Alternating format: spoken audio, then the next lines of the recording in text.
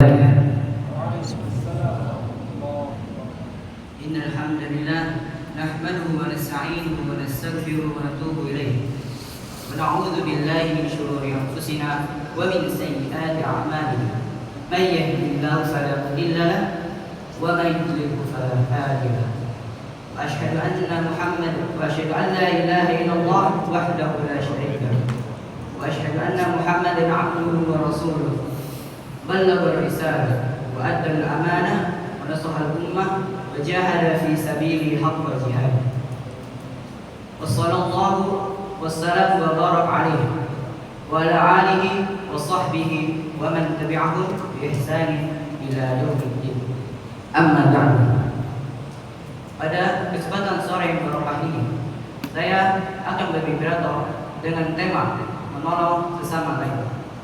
Para hadirin yang dirahmati Allah Subhanahu wa taala. Ketika awal berada di dunia ini, kita membutuhkan seseorang yang menjadi perantara kelahiran, yaitu ibu. Di saat itu, kita membutuhkan dokter, bidan ataupun orang lain yang membantu mengeluarkan kita dari perut ibu. Ketika kesulitan dan memiliki hajat, kita membutuhkan tetangga dan warga sekitar. Dan ketika kita memiliki problem kehidupan, kita membutuhkan seorang pendengar. Hingga ketika ajal menjemput, kita pun membutuhkan orang lain yang membantu mengurus jasad kita dan menguburkannya. Dari sini kita dapat memahami bahwa manusia adalah makhluk sosial yang tidak bisa hidup sendirian. Kita semua membutuhkan satu sama lain. Para hadirin yang dirahmati Allah Subhanahu wa taala. Islam adalah agama yang memerintahkan umatnya untuk saling tolong-menolong dan mendapatkan tali persaudaraan. Tolong-menolong di sini tidak terkait oleh apapun. Tolonglah dengan tulus, bantulah dengan tulus siapapun orangnya. Entah dia kaya atau miskin, berpendidikan tinggi atau tidak memandang pendidikan sama sekali, bahkan non-muslim sekalipun. Selama itu dalam ranah sosial dan perbaikan, maka tidak ada salahnya jika kita menolong mereka, karena bagaimanapun mereka adalah saudara dalam kemanusiaan. Kecuali jika kita menolong dalam hal keburukan dan dosa, maka agama Islam melarang hal ini. Allah Ta'ala menegaskan dalam Al-Quran surat Al-Maidah ayat 2. Allah Ta'ala berfirman, A'udzu billahi minasyaitonir rajim. Wa ta'awanu 'alal birri wat taqwa wa la ta'awanu 'alal itsmi wal 'udwan. Wattaqullaha innallaha syadidul 'iqab. Yang artinya, dan tolong-menolonglah kamu dalam mengerjakan kebajikan dan takwa, dan jangan tolong-menolong dalam perbuatan dosa dan pelanggaran, dan bertakwalah kamu kepada Allah. Sesungguhnya Allah amat berat siksanya. Quran surat Al-Maidah ayat 2. Para hadirin yang dirahmati Allah Subhanahu wa taala. Nabi sallallahu alaihi wasallam pernah bersabda dalam hadisnya yang berbunyi, "Man nafasa 'an mu'minin qurbatan min qurabid dunya, nafasallahu 'anhu qurbatan min qurabi yaumil qiyamah." Barang siapa yang melapangkan satu kesusahan dunia seorang mukmin, niscaya Allah Ta'ala akan melapangkan kesusahan dirinya di hari kiamat. Wa man yassara 'ala muhsinin yassarallahu 'alaihi fid dunya wal akhirah. Dan barang siapa yang membutuhkan seseorang yang sedang kesulitan, niscaya Allah Ta'ala akan mudahkan baginya di dunia dan di akhirat.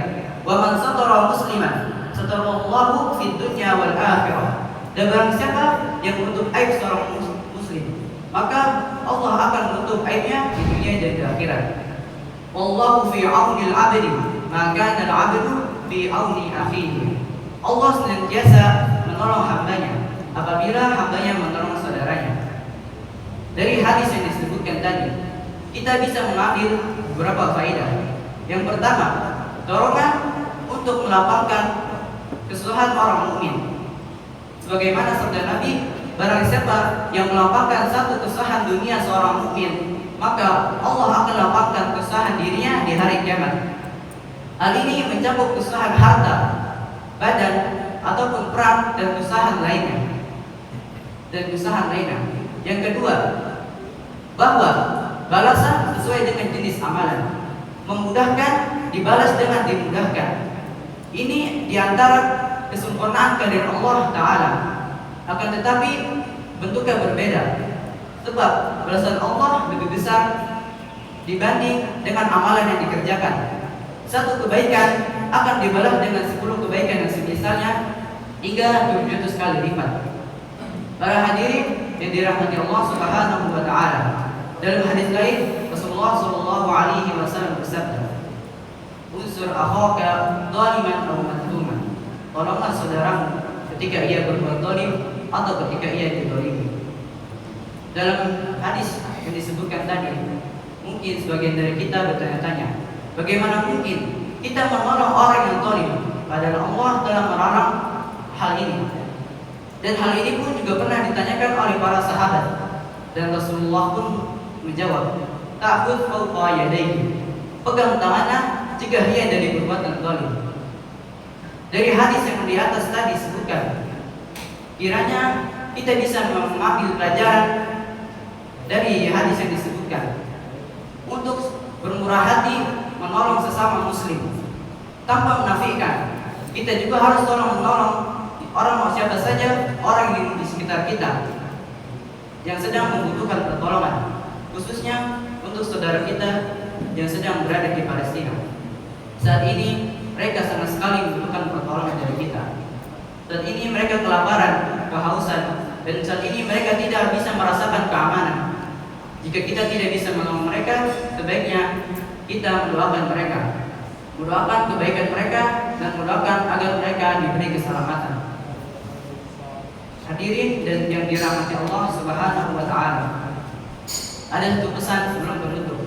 Pesan ini disampaikan oleh Kiai Haji Abdurrahman Wahid atau yang dikenal dengan nama Gus Dur. Beliau berpesan, tidak penting apa agama dan sukumu, kalau kamu bisa berbuat baik kepada semua orang, maka orang tidak akan bertanya apa agamamu. Para hadirin yang dirahmati Allah Subhanahu wa Ta'ala, mungkin ini saja pidato yang bisa saya sampaikan. Kurang lebih yang saya mohon maaf. Akhirul kalam. Assalamualaikum warahmatullahi wabarakatuh.